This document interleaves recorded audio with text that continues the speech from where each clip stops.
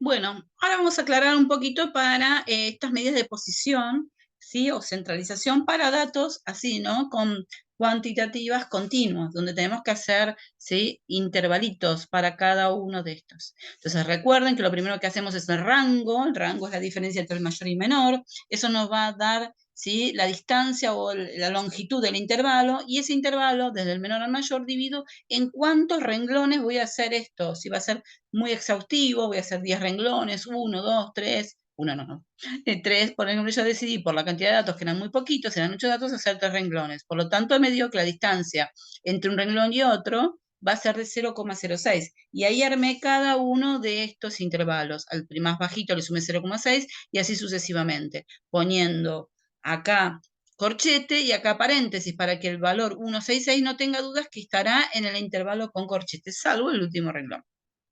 Vuelco la frecuencia, hago frecuencia relativa, acumulada, siempre lo mismo. La novedad en este tipo de tablas, que son de intervalos de datos agrupados, es la marca de clase. ¿Para qué la marca de clase? Como les dije antes, para el promedio, ¿está bien? Esto era para armar la marca de clase, ¿no? Es la suma del límite inferior más el límite superior dividido 2. En el primer caso era 1,63, 1,69 y 1,75. Es el representante de cada uno de los renglones. ¿Bien?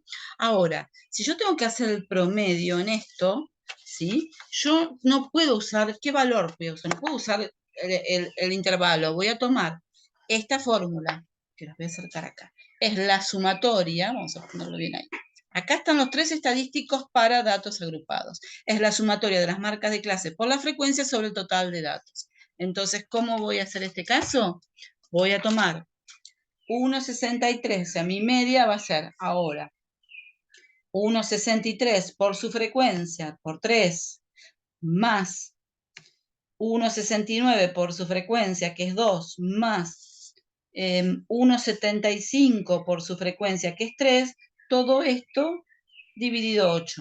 Y ahí voy a tener el promedio de los datos, ¿está bien? El promedio de esto.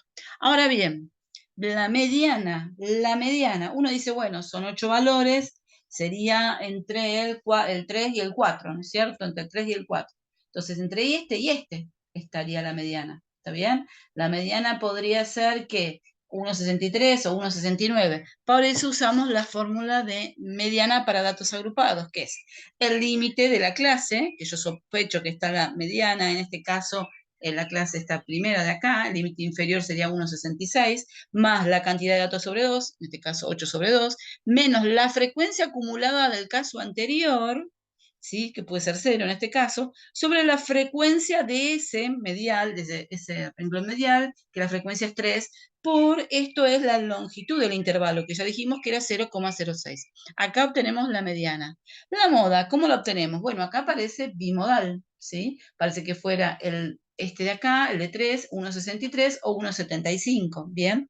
Se puede elegir, por ejemplo, este, y decir el límite inferior de mi renglón modal es 1,72 más, esto es la longitud del intervalo 0,6, esta es la diferencia entre frecuencias, entre la frecuencia anterior y la frecuencia posterior, si no es posterior es 0, ¿bien?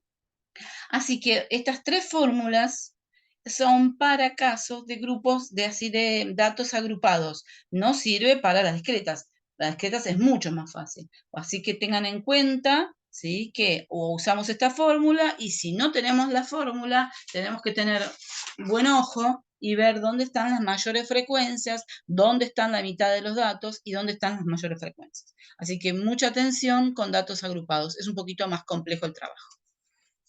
Recuerden las tres fórmulas. Seguimos ahora con datos de variación.